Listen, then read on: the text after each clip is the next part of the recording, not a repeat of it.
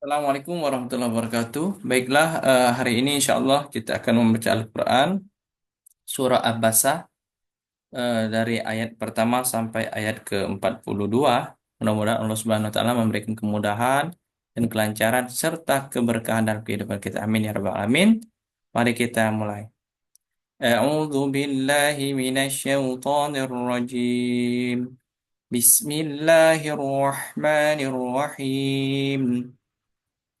عبس وتولى أن جاءه الأعمى وما يدريك لعله يزكى أو يذكر فتنفعه الذكرى أما من استغنى فأنت له تصدى وما عليك ألا يزكى وأما من جاءك يسعى وهو يخشى فأنت عنه تلهى كلا إنها تذكرة فمن شاء ذكره في صحف مكرمة مرفوعة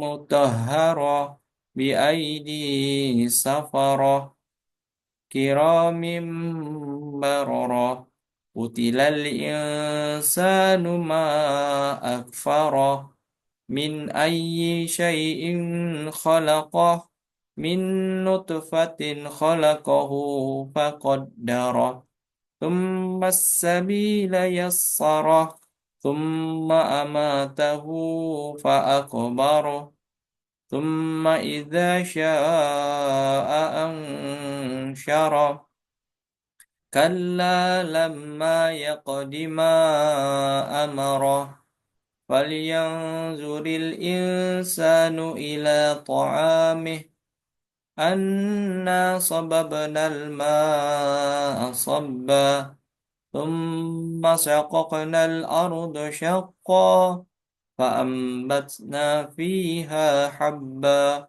وعنبا وقضبا وزيتونا ونخلا وحدائق غلبا وفاكهة وأبا متاعا لكم ولأنعامكم فإذا جاءت الصاخة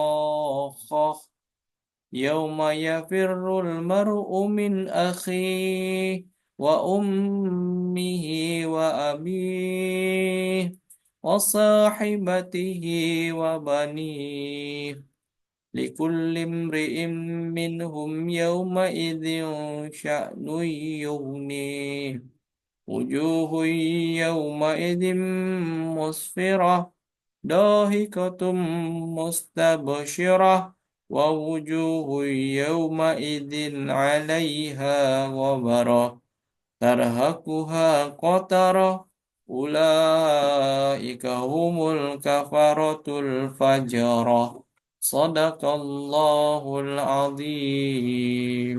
Assalamualaikum warahmatullahi wabarakatuh.